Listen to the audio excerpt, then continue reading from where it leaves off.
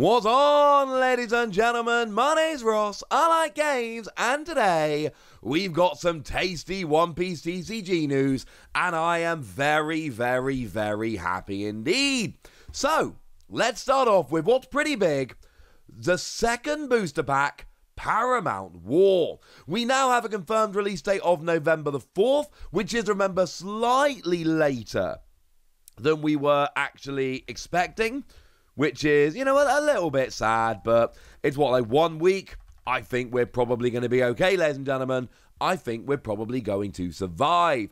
And what is kind of weird, I'll be honest with you, this one is a little bit strange to me, that we don't have an image. Like, it's been listed over on the Japanese website, or actually it's on the Asian website, which is good, because it's like the Japanese website, but in English. And what's weird is that it's all kind of dummy packaging, no images whatsoever. But a while ago now, we actually got a teaser image for OP02, which is, of course, the second set, which, you know, was called Crest Battle, is now apparently called Paramount War. Doesn't really matter, it's still OP02. And you'll notice that on the screen it says the 28th of October, but like I've said, we have been delayed 1 week until November the 4th. So we still do have a teaser image out there that shows you kind of what they're going to be going for this particular set, which I find rather lovely. So, what do we know? Well, we know it's coming out on November the 4th, and it does say the release date has been updated, and we know that there are going to be 8 leader cards, 45 common, 30 uncommon, 26 rare, 10 super rare, and 2 secret rare. Which, of course, at this stage should make most of you go, well, hang on a second, Wassy.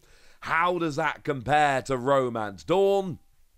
And the answer is, it's exactly the same as Romance Dawn. 8 leader, 45 common, 30 uncommon, 26 rare, 10 super rare, 2 secret rare. When I say exactly the same as Romance Dawn, I mean that rarity breakdown is very, very literally exactly the same as Romance Dawn. But again, this shouldn't really surprise anybody, because I've been telling you since the beginning that the way Bandai are treating this is exactly the same as they are treating the Digimon TCG. And we do see little changes here or there. Sometimes we do see a 3rd super rare. In BT11, they're actually introducing 2 extra super rares, which is even more interesting now, given how hard they're going on the super rares in that set. They are looking absolutely redonkulous. So, we do see little changes here or there, but the general breakdown for Digimon TCG sets is basically the same set to set. So you should expect that to be the same for One Piece. Expect occasionally to have, you know, 1 or 2 extra super rares. Maybe sometimes there'll be a 3rd secret rare. But expect it to largely be the same rarity breakdown every time we find a new set. Expect there to be 10 super rare and 2 secret rare. Now, I'll be honest with you, the rest of them don't really matter so much, because everything kind of rare and below just aren't that difficult to pull. It's a super rare and secret rare which are going to be difficult, so that's what we need to focus on. You know, when there's extra super rare and secret rares, that does mean the set is harder to complete. Of course, alternate arts is also a big thing we need to be a little bit concerned about. As it stands at the moment, we're not told about the number of alternate arts. There were quite a lot in Romance Dawn. Maybe that'll be the same, maybe it won't. We don't know at the moment, and honestly, we've only seen 1 set, so let's not go too crazy on that yet. There did seem to be a large amount compared to what we would have expected, so I think that one we need to wait and see just a little bit. But that's what we know about Paramount War, and I, for one, am pretty gosh darned excited. But if you want to keep being excited, there is something else that is worth being excited about, and that is that there is a new product which has just been gone and popped on Premium Bandai over in Japan. And basically what you've got are 10 different Don sleeves, and then you've got a storage box. So basically, you can store a whole bunch of Don in your storage box, or basically anything else, and then you've got your 10 different types. I believe, now my Japanese is not great, but it says all 10 types, 1 set is 10 pieces. So I'm pretty sure what that means is that you're actually getting 100 sleeves in total. You're basically getting 10 different Don sleeves, and you're getting 10 of each of them. I could be wrong about that. Like I say, what it literally says on the website is all 10 types, one set, 10 pieces. So I'm hoping that means you get 10 of each, so you can basically choose between them. And obviously we've got, all the different colours, and each colour's got a symbol which translates into One Piece in some way or another. And this is one of those products that I absolutely adore.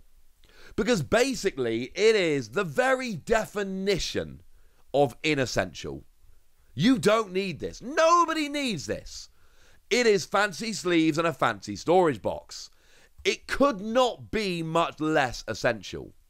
However, it's just cool. And that is what I want from these kind of premium Bandai products. If you want to go and spend a bunch of money on cool One Piece products, you absolutely can do so, and you'll feel good about what you're buying. And if you don't want to go and spend a bunch of money on fancy One Piece products, you can ignore this, and you can still just go ahead and play the One Piece card game, and you won't be missing out on anything whatsoever. And I just absolutely adore this, ladies and gentlemen. I think it's absolutely wonderful. So this can be bought at online meetings, online exchange meetings, and it is limited to 2 per person. Do please bear in mind that, these kind of things do tend to be sold on Premium Bandai in the US. So I can't tell you it's definitely going to be made available over here. But come on, ladies and gentlemen. It usually is. In fact, it always is over in Digimon. So, yeah, we're missing out on this, but we'll get these in some way at some point. I feel very, very confident about that. But the last thing we need to have a little bit of a chat about is a new event, which has actually been, revealed to be happening over here, US, Europe, etc.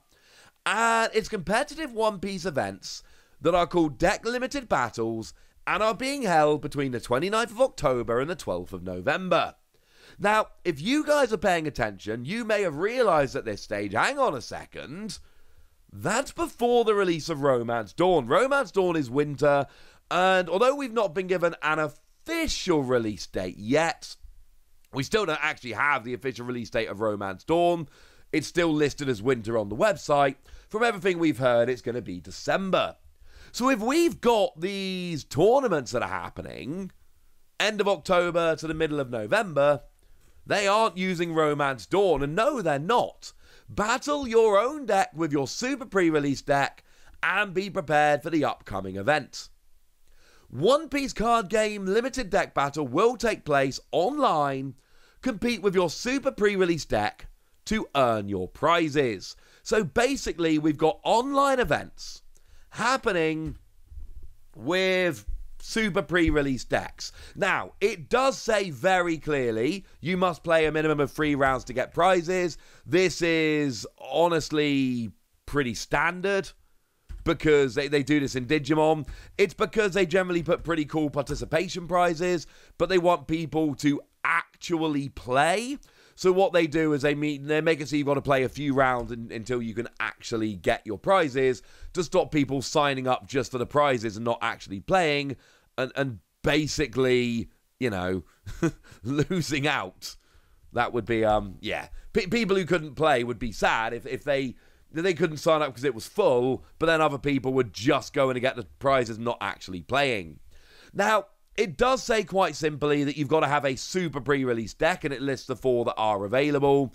And it does say very clearly on the website that it must be an official super pre-release starter deck English version.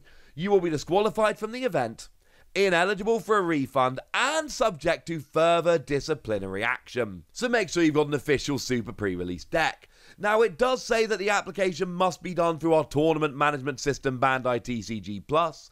They've not released any other details about that, so you need to wait and see. Now, here's what's really cool. The prize list. Because this is why we all want to enter, and believe me, if I can, I will be entering. So, if you join in, you get yourselves a promotion pack. That's the one we've seen a million times.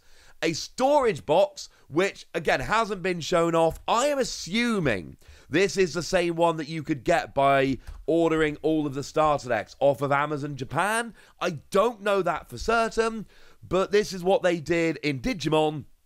They had pre-order storage boxes that you could only get on Amazon Japan, but then they made them participation prizes for online events. I'm assuming that's what they're doing. That is not official.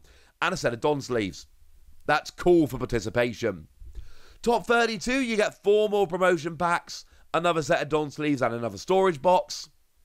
Top 2, you get 4 more promotion packs, another set of Don sleeves, another storage box, and a serial numbered limited promotion card. Now, this has been something that has been confusing me for a long time.